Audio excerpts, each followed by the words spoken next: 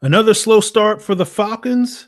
So that means it's time to start holding this coaching staff accountable.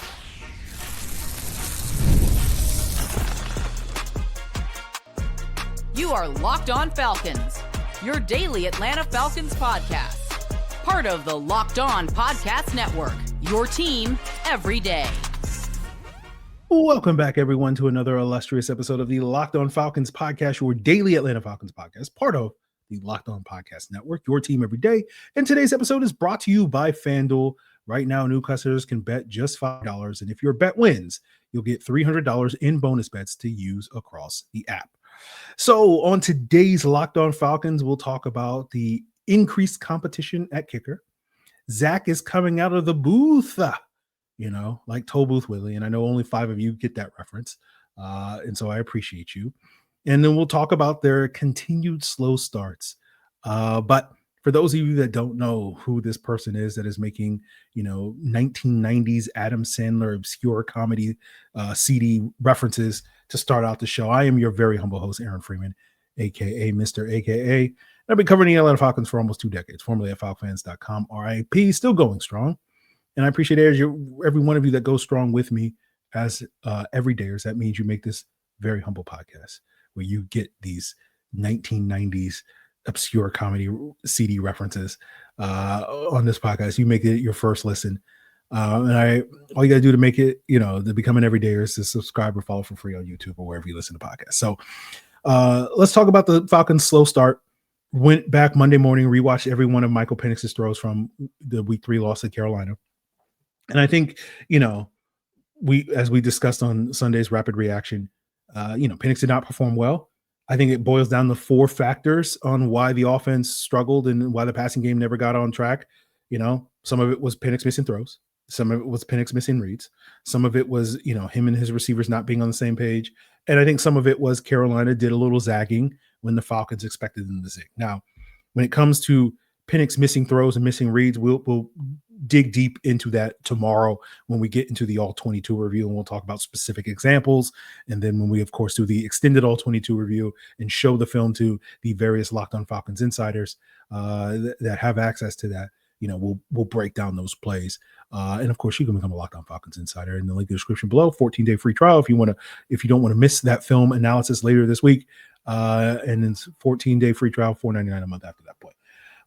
Now, with the miscommunications, all right, we'll talk about Carolina zigging versus zagging a little bit later in today's episode. But when it comes to the miscommunications and the quarterback and the receivers not being on the same page, again, if you've been a regular listener to this podcast, my snarky response for that. It's like, if only there was an opportunity before the season started where, quarterbacks and receivers could have built a stronger rapport, getting continued reps in games, like games that don't necessarily count, exhibition games, and I think the NFL should look into having a early season, an exhibition season. Maybe you would call it the pre-season, right? Because it happens before the season. And of course, I'm being snarky because obviously the Falcons chose not to play their starters during the preseason, and we question it here on this podcast. And I want to say that not necessarily because, if they had played Michael Penix 18 snaps in the preseason, it would have magically cured all the issues that we wouldn't see, right? Because then again, like Darnell Mooney and those miscommunications between him, Darnell Mooney wasn't healthy enough to play in the preseason. So that probably wouldn't have solved those issues, right? But it's not because of this mistaken belief that I know a lot of people think I have, which is like preseason is magic and would have solved all their problems. It is mostly due to the fact that I do think the preseason had the potential to help. And for me, like going and revisiting that conversation, which is like for Raheem Morris, the risk of injuries outweigh the potential rewards of maybe it leads to better early season outcomes and a faster start for your offense. And for me, when I do that math, to me, the reward outweighs the risk. And my criticism of Raheem is not because his math is wrong or his math is off. I understand his math. Again, we're doing 2 different things, PEMDAS, whatever, exponentials, multiplication. Again, that's not my area of expertise, but it's more that it's about accountability. And ultimately, to me, we wouldn't be making as big a deal of this if not for what we were snarkily joking about a month ago, where Raheem said, well, we don't have to play in the preseason because we don't get off the slow starts. And we sat there and we were like, all right, Raheem. And this ultimately is what this boils down to, and has been the issue the entire time with this coaching staff, which is like they talk the talk, but they don't walk the walk, right? And it's essentially Raheem, his mouth writing checks that his body can't necessarily cash. And if Raheem had never said that and never said anything about we don't get off the slow starts, this would have been, I won't say it would have been a non-issue, but it would have just been more like a throwaway gag rather than us spending the first 5 to 8 minutes of this podcast 3 weeks into the regular season talking about it, right? And let's talk about the slow start that the Falcons are currently undergoing, right? Again, let's hold this coaching staff account. We don't get in a slow start. So let's figure out, is this a slow start, right? The Falcons have scored 42 points through 3 games. Last year, they scored 49 points at the same point. In 2023, they scored 55 points at the same point. And so essentially, through 4 games, both in those years, like 24, it was 61 points for the offense, right? Not counting the defensive and special teams touchdowns against the Saints in week 4. And then in 2023, it was 62 points through 4 games. And so if this offense does not score at least 21 points next week against Washington, this will be the slowest 4-game start for the Falcons since in a decade, right? And you look over that decade, roughly on average, those offenses through 4 games were scoring, close to 100 points across those 4 games combined. And so basically, unless this team can put up a 50 or 60 burger in this upcoming game against Washington, they're going to perform well below average. Now, I would love to be able to sit here and come on the podcast a week from today, guys. I'm like, oh my God, the Falcons breaks off the Commanders 54-17. Okay, I hope we're having that conversation, but I'm not going to hold my breath in that regard. And so it's no doubt about it that they have gotten off to a slow start.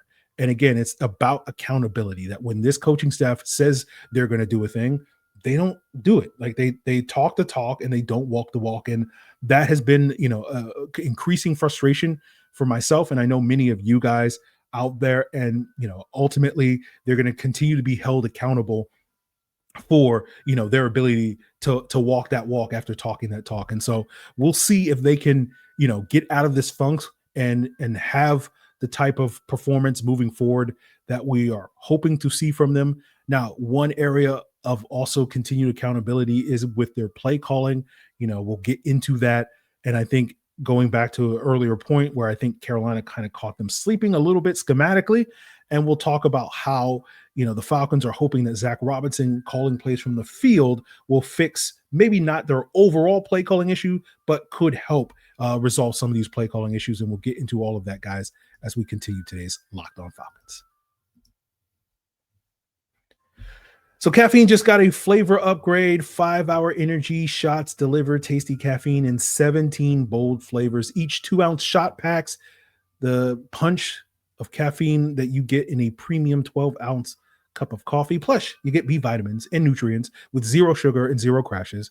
And what I love most about 5-hour energy is how portable they are. Big taste in a tiny shot, and you can take it anywhere and get that boost whenever you need it. I know from my old day job, oftentimes I would commute over an hour or 2 for work, and you would pound that coffee in the morning. And then by the time you got to where you needed to go, like the coffee was starting to wear off. But the beauty of 5-hour energy was I would slide one of those 5-hour energy shots into my pocket. And then whenever I needed that midday pick me up, it was there. Back in those days, I was a big fan of the berry flavor, but they offer so many different flavors nowadays that I'm eager to try some of the new ones like peach mango, Hawaiian breeze, and of course the ginger lime transfusion flavor. And so out with the old, those boring flavorless caffeine, and in with the new. It's time to get your caffeine a flavor upgrade with 5-hour energy shots. Get your favorites that you love, or be bold and try something new in store or online at 5hourenergy.com. That's the number 5hourenergy.com, or on Amazon today. So when I said Carolina zagged when the Falcons expect them to zig, or the opposite, what do I mean by that? Well, I think one of the factors that played a small part, not a huge part, but a small part in the offensive struggles was it did feel like Carolina caught the Falcons sleeping a little bit by they played a little bit more Tampa 2 than I think the Falcons were prepared for. Like they didn't really have the Tampa 2 beaters. And again, this is just me speculating. But I wonder a little bit if they got caught off guard a little bit. And you contrast that to last year when the Falcons played the Panthers in week 18. And we talked about coming off of the heels of that week 17 game against Washington, where Washington played a lot of Tampa 2, and Penix did not do a great job diagnosing it. And we said, okay, going into this next matchup against Carolina, they're probably going to play some Tampa 2 to see if Penix has figured it out. And we saw Penix carve up that Tampa 2 in that week 18 game. And so, they had answers. I think they were prepared for the test then. And so the question I have is like, were they prepared for the test? Because in the first 2 weeks, Carolina did play some Tampa 2, but it was predominantly cover 3. And I think the Falcons may have gone into this game being like, oh, they're not going to play, that much Tampa 2. And again, we're not talking about a massive amount of plays, right? I think at the end of the day, like they went from like, I can't remember the exact percentage, but it's basically a handful of plays, like a literal handful. We're talking about 2 to 5 plays in terms of like increased Tampa 2 usage compared to previous games, probably closer to 2 and rather than 5. And that's one of the challenges of this, right? Where we tend to hyper scrutinize really a handful of plays. And that's why I say like it had a little to do with the Falcons offensive struggles, not a lot to do with the Falcons struggles, because what happens is, when you have performances like we saw from the Falcons where, nothing seems to work for the Falcons, and we tend to hyper scrutinize, the 2 to 5 plays or whatever that, really change the difference in the game, because we really focus on those 5 plays and be like, yeah, if you change the outcome of those 5 plays, does that suddenly win the Falcons the game? Probably not. But in theory, if you change the outcome of those 5 plays, maybe it creates a domino effect thereafter that changes the outcome of 50 plays. And then if you change the outcome of those 50 plays, then that's maybe the difference between, losing a game 30-0 or winning a game 34-30 or whatever it is. So, that's going to be something that we'll continue to pay attention to. Again, like I don't want to sit here and say like that's the reason why the Falcons lost the game. Because Carolina caught them sleeping a little bit with a little bit more Tampa 2 on like 2 plays more. But it is one of those things that's going to be hyper scrutinized. Now, another thing that's going to be hyper scrutinized is the procedural issues.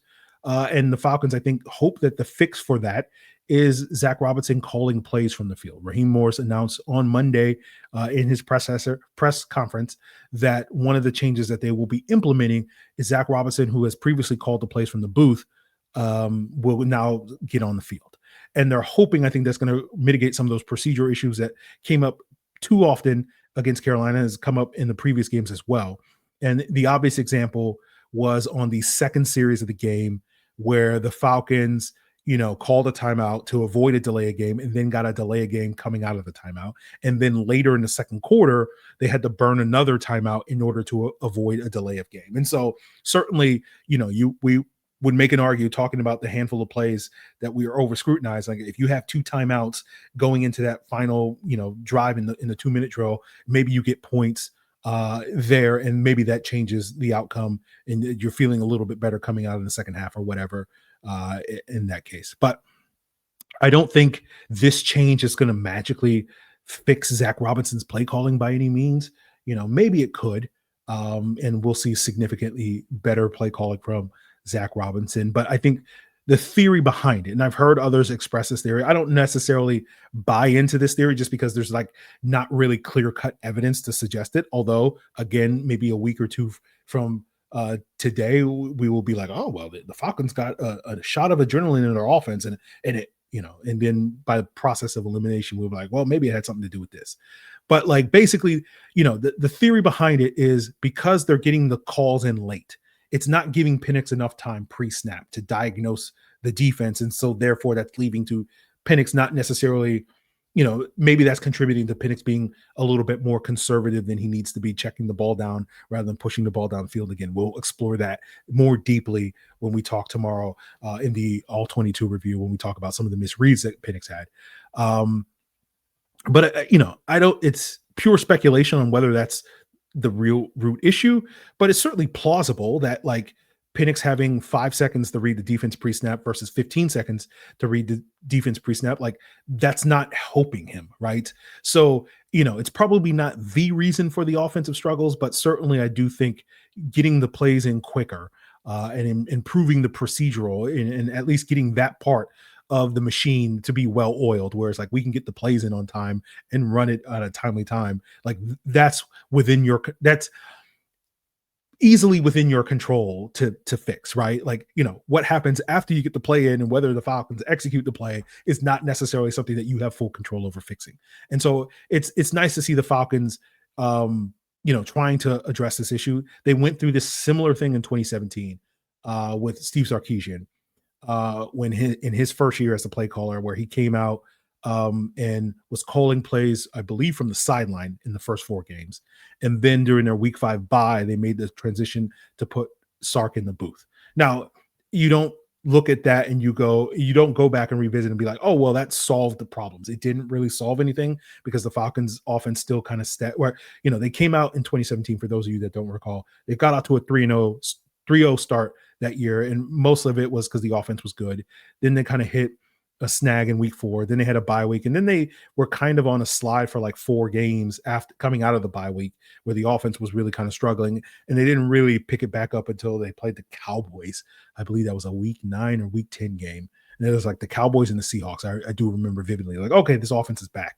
But like the shift from the booth to the field, probably it didn't solve the problem then, but ultimately at the end of the day, it's like whatever you're comfortable with. And again, if this allows the pre-snap process of the machine to be well oiled or better oiled, then we're all for the team doing that, and at least not waiting another week to be like, okay, well, we're going to wait till the bye week to see if we need to make this adjustment. And so it is nice to sort of see the team being a little bit more proactive than being like, oh, well, that's something that we'll figure out during the bye week. And it's like, okay, we're going to do that now and see if that helps resolve some of these issues. And we'll ultimately see, ultimately at the end of the day, it'll be settled on a football field and we'll see if they can go out there and execute thereafter. But, it doesn't also seem like the Falcons are going to be waiting another week to address the concerns at kicker. They're going to bring in some more competition at that position, and we'll break that down, what that means and why, don't take the Falcons' stability at kicker that we have experienced for the better part of 2 decades for granted. And we'll do that to wrap up today's Locked On Falcons. Today's episode is also sponsored by FanDuel, who want to make sure now that the NFL season is here that you are ready with this can't miss offer, because right now new customers at FanDuel can bet just $5. And if your bet wins, right? If you win that first $5 bet, you'll get $300 in bonus bets to use all across the FanDuel app. And FanDuel gives you so many different ways to win, whether you want to, bet on a player prop, some over under rushing total for Bijan Robinson, or you look at this game. It's like, who's going to score the first touchdown and what is the first point's going to be? You can all put that and combine it into a same game parlay where you bet a little and win a lot all in the same game. And of course you can just bet the spread straight up. The Falcons are 2.5 point underdogs at home this week against the Washington Commanders. And so if you want to bet that, go check it out over at FanDuel, and make sure when you use that first $5 bet, hopefully it wins for you and you get $300 in bonus bets. All you got to do is head on over to FanDuel.com today to get started, or download the FanDuel app again to place your first $5 bet. So the other big takeaway from Raheem's Monday presser was that they're going to bring in more competition at kicker. And so the expectation is, as many of you guys are listening to this on Tuesday, that they are bringing in several tryout players. And, they did this 2 weeks ago. That's what landed them on John Parker Romo. They brought in, I believe, 6 kickers, and Parker Romo was the top guy, the guy that won that competition. They brought him in, signed him to the practice squad.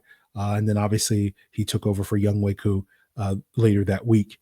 And we'll see if they do a similar strategy, and hopefully it leads to more consistency moving forward. They already released CJ Henderson from the practice squad because they love shrimp, right? They were the people that caused the bankruptcy of Red Lobster because of the endless shrimp, and that's basically describing the Falcons cornerback room. But they did sign Keith Taylor last week, so they have at least one big corner on the roster besides AJ Terrell. So it's not endless shrimp; it's just lots and lots and lots and lots of shrimp. But I digress.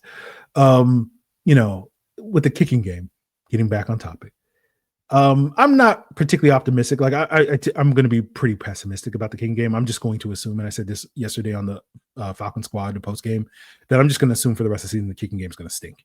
Right now, that's probably not going to be true every week, and I may be wrong in that assessment. But like, there's no confidence, there's no faith, there's no expectation from me at this point in time that the Falcons kicking game is going to be effective this year.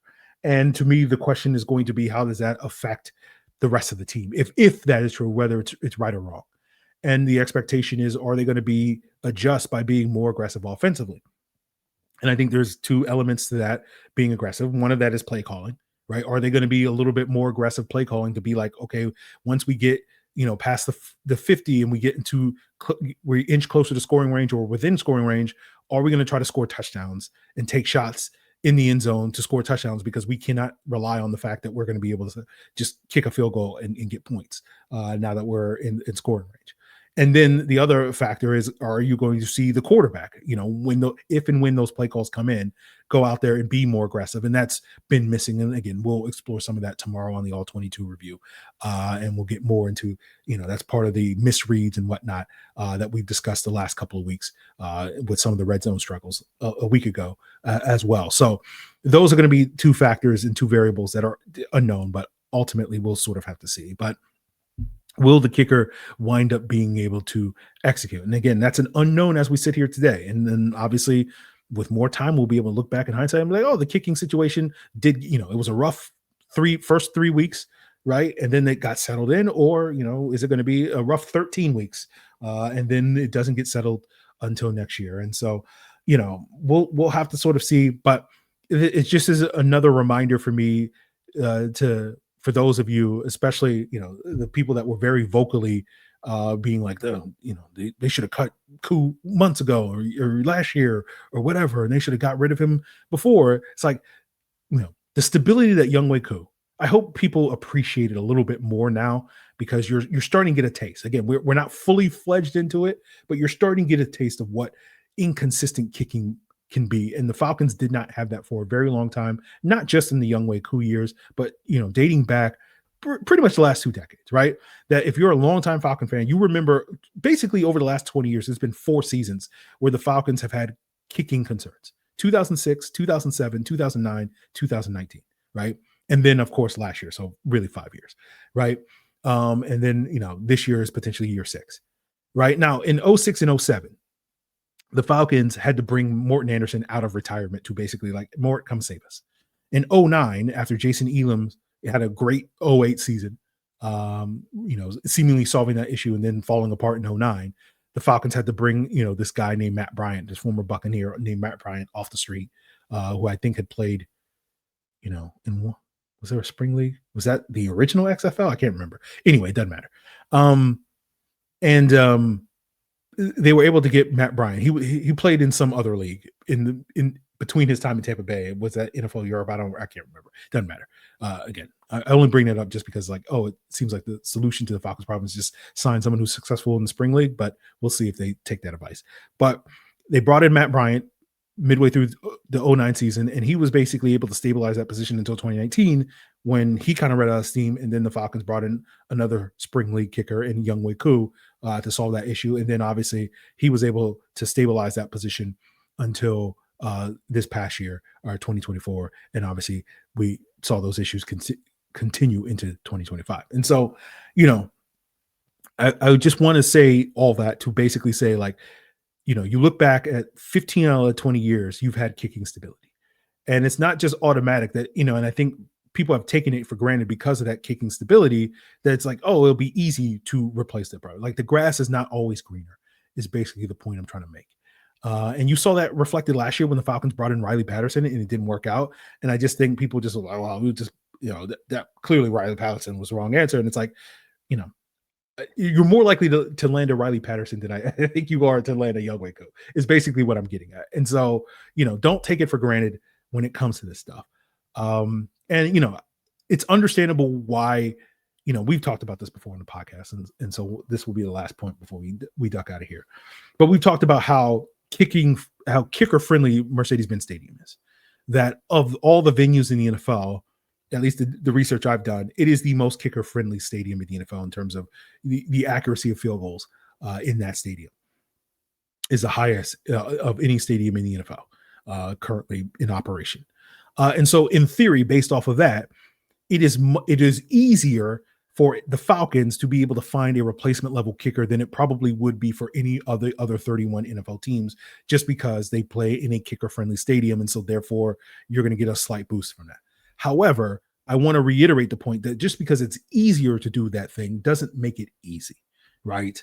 And I think that's often the mistake that people make, where it's like, oh, would be easier to do. And so therefore solving that problem is easy. And it's like, it's not an easy problem to solve. It's easier for you than it would be for somebody else, but that doesn't mean it's an easy problem to solve, right? You know, the other analogy I often use when it comes to that specific element is like, you know, people always present it's like the quarterback is the hardest problem to solve for a football team in the NFL. And the way they frame it is like, well, once you solve that problem, all the other problems are easy. And it's like, no, all the other problems are easier. But it doesn't mean that all the other problems are easy, because otherwise you would never have teams that have bad defenses, or you would never go 20 years without a pass rush. You would never go 5 years without a good offensive line play. You would never go multiple years without being an explosive, you know, like all those explosive offense, all of those things are not easy problems to solve. And if they were, then like they would never be problems. And so like that's the point I want to make. So it will be easier for the Falcons to find a replacement for Romo or Koo or whoever, but it doesn't mean that that's automatic, guaranteed. But we're going to hope that, you know, what is this, 4 times a charm? When we up to 3 strikes, 4 strikes, whatever we are up to with trying to stabilize this kicking situation. We're going to hope it's going to go better this time than it has gone the previous times. I'm just basically saying, you know, this is where I will legitimately raise my hand and be like, yes, I'm the pessimistic person. That is 100% me. I am not going to assume that it's going to work this time. I'm just going to assume it's not going to work, and then hopefully they prove me wrong in that regard. So we'll see what's what on the Falcons kicking game. We'll have an update for that probably tomorrow on the podcast. But, you know, the main topic of conversation will be breaking down the film, all 22 film from this week 3 loss to Carolina. And I know we'll spend a lot of time talking about Michael Penix and the misreads and the misthrows and, you know, what needs to change to improve this young quarterback. And, you know, is this part of the typical young quarterback growing pains, or are there specific things that he needs to work on, all that stuff? So that will be things that will be the brunt of tomorrow's conversation. And then, you know, we'll probably also talk about the defense. I just don't know what we'll probably just talk about why wasn't the pass rush there, and or potentially the run defense. So those will be topics, or whatever else comes up on the pod. So that is what is in store for you tomorrow on Locked On Falcons. So continue to make us your first listen by checking us out on YouTube or wherever you listen to podcasts. And of course, for your second listen, check out Adam Sandler's comedy CD from, I don't know, 1995. I remember listening to that on a school field trip. Toe Booth Willie. That had to be like 95 or something like that. Okay, it was a long time ago, middle school, basically. But that's what you should check out for your second listen. Check out Toe Booth Willie on YouTube. Or, you know, if you're not into that sort of thing, go check out Locked On NFL. They got 2 shows daily, giving you all the scoops on what happened this weekend, what are going to be the biggest stories all week long. Tony Wiggins, Tyler Rowland. It's all part of Locked On Podcast Network, your team every day.